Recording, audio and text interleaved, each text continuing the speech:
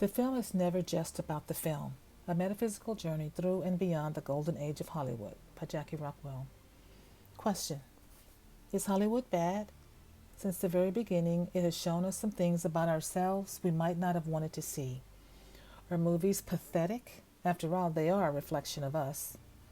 This video will hopefully offer some metaphysical insight of cinema and its audience over the years. Metaphysical is a word that invites a contemplation and awareness of that which is beyond what we see in the physical. Metaphysically speaking, movies are necessary for humanity's self-knowingness.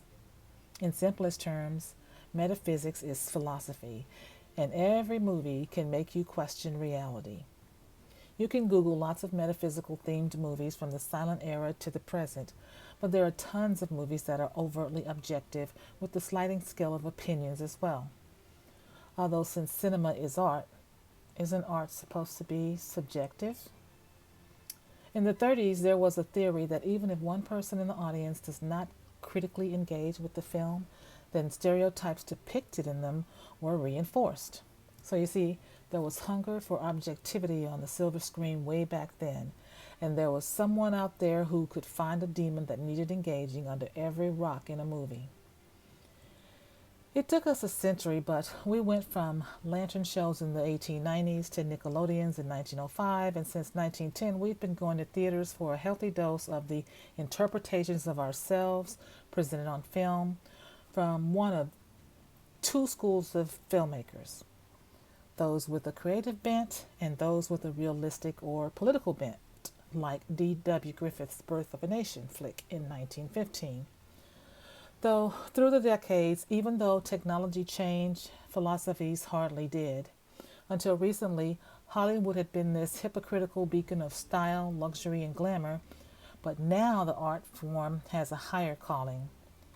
It is now a platform used by the called.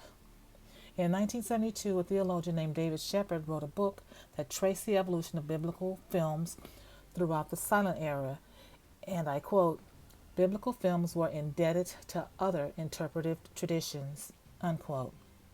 What other interpretive traditions? Essentially, he was saying human interaction since the beginning of time. For millions of years, it's been as a man speaketh on earth, so is he.